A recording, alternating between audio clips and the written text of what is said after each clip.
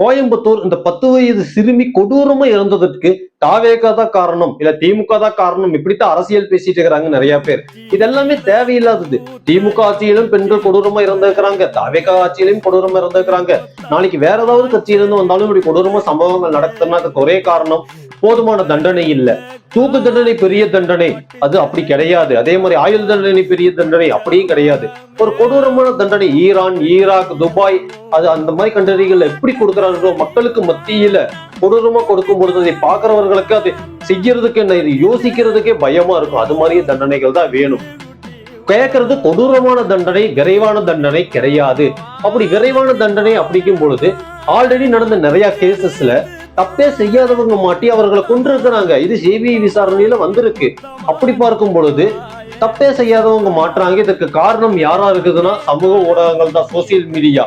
விரைவான தண்டனை அப்படின்னு பேசி அதுக்கு காரணம் மீடியா, என்னை மாதிரி ஆட்கள் தான் காரணமாக்குறாங்க. அதனால நாங்க கேட்கறது விரைவான தண்டனை கிடையாது, கொடூரமான தண்டனை வேணும். சீமான் அவர்கள் சொல்ற மாதிரி நடு ரோட்ல ஓட விட்டு சொடும் பொழுது இல்ல வெட்டும் பொழுது அடுத்து ஒரு பெண் கிட்ட தவறா நடக்கணும் அப்படிங்கிற இந்த யோசனை வருமா? இது மாதிரி நிகழ்வுகள் நடக்கும் பொழுது அந்த பெண்கள் பாதிக்கப்படுறது புது ஆட்களால் கிடையாது. ஸ்டாட்டிஸ்டிக்ஸ் படி பார்க்கும் பொழுது 90% அந்த பெண்களுக்கு சம்பந்தப்பட்ட ஆட்களால் தான் இது மாதிரி நிகழ்வுகள் நடக்குது. இப்போ இந்த கோயம்புத்தூர் சம்பவத்திலையும் அந்த வீட்டுக்கு பக்கத்துல இருந்து ஒரு நபரால் தான் நடந்திருக்குது. அதே மாதிரி ஒரு சில ரிலேஷன்னாலேயே இது மாதிரி பாலியல் சீண்டல்கள் நடக்குது. இப்படி இருக்கும் பொழுது இதற்கு காரணம் தெரிந்தவர்கள் தான். அப்படி இருக்கும் பொழுது பெண்களுக்கு எந்த அளவுக்கு நாலேஜ் சொல்லி வளர்த்தணும், எப்படி பண்பாடோட வளர்த்தணும், சமூகத்தோட எப்படி அவேர்னஸா இருக்கணும் வளர்த்தணும், இப்படி மாத்தி மாத்தி சொல்றதை விட ஆண் பிள்ளைகளுக்கும் எப்படி பெண்களை பார்க்க வேண்டும், பெண்களோடு சமமா இருக்க வேண்டும் அப்படிங்கிறத கொண்டு வர வேண்டும்.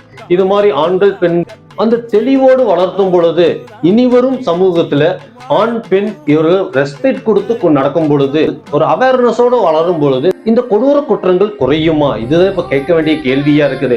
இதற்கு காரணம் இன்னமும் சேனல்ல உட்காந்துட்டு தாவேகா தான் காரணம், திமுக தான் காரணம், அதிமுக தான் காரணம், இப்படி பாலிடிக்ஸ் பேசிட்டு இருந்தா தண்டனைகள் குறைய போறதில்ல. அப்பாவிகள் தண்டிக்கப்படுவார்கள். அதே மாதிரி கொடூர தண்டனைகளும் வரப்போறதில்ல.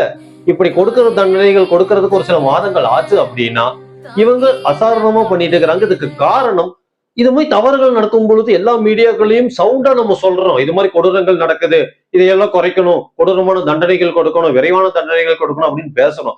சம்பவத்துல நடந்து அந்த சம்பவத்துல வெறும் 72 நாட்கள்ல தண்டனை வந்திருக்குது. அந்த தப்பு செஞ்ச ஆட்களுக்கு இரட்டை தூக்கு தண்டனை கொடுத்திருக்கிறாங்க. அந்த இரட்டை தூக்கு தண்டனை கொடுத்திருக்கிறாங்க இப்படி இந்த தவறு செய்ததற்காக அப்படிங்கிறத சத்தமா யாருமே பேசுறது இல்ல.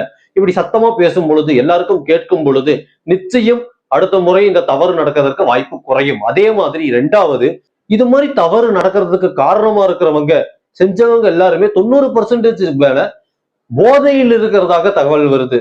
தண்ணி அடிக்கிறதோ இல்ல போதைப் பொருட்கள் யூஸ் பண்றதோ இதுதான் காரணமா இருக்குது. இந்த நேரத்துல நம்ம இதை முக்கியமா கவனிக்க வேண்டியது, கொடூர தண்டனை கொண்டு வர வேண்டும்.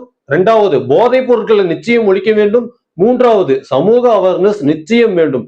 இதற்கு முன்னாடி தமிழ்நாடு தான் இந்தியாவிலேயே அமைதியான மாநிலம் அப்படின்னு நிறைய உதாரணங்கள் சொல்லிட்டு இருந்தோம். இந்த கடந்த ஒரு சில மாதங்களை எடுத்து பார்க்கும் பொழுது அதிக குற்றங்கள், அதிக இது மாதிரி குற்றங்கள் நடக்கிறது தமிழ்நாட்டிலையும் அதிகமா நடந்துட்டு இருக்குது. இது மாதிரி நடக்க கூடாது. இனியொரு எந்த ஒரு பெண்ணும் திவ்ய தரிசினி மாதிரியோ இல்ல நிர்பயா மாதிரியோ இல்ல எந்த பெண் மாதிரியோ தமிழ்நாட்டுல மட்டும் இல்ல, இந்தியா மட்டும் இல்ல, எங்கேயுமே நடக்கக்கூடாது அப்படின்னா கொடூர தண்டனைகள் நிச்சயம் வேண்டும். ஈரான், ஈராக், துபாய் மாதிரி அது கைகால்களை வெட்டுவதாக இருக்கட்டும். இது உங்கள் கடைசி தீக்குச்சி மனோஜ் காளிமுத்து.